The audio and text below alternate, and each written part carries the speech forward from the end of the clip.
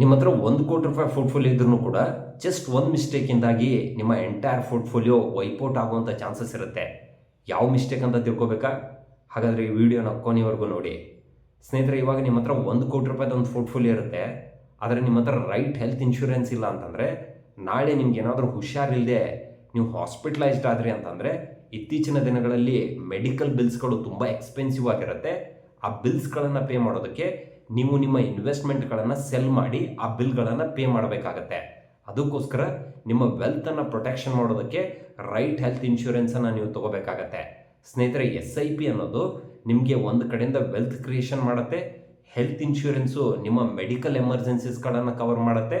Term insurance ನಿಮ್ಮ ಫ್ಯಾಮಿಲಿಗೆ ಒಂದು ಫಿನಾನ್ಷಿಯಲ್ ಪ್ರೊಟೆಕ್ಷನ್ನ ಕೊಡುತ್ತೆ. ಈ ಮೂರೂ ಕೂಡ ಫಿನಾನ್ಷಿಯಲ್ ಫ್ರೀಡಮ್ಗೆ ಒಂದು ಬೆಸ್ಟ್ ಫಿಲ್ಲರ್ಸ್ಗಳು. ಈ ಮೂರೂ ಪ್ರತಿಯೊಬ್ಬರು ತಗೊಳ್ಳೇಬೇಕು.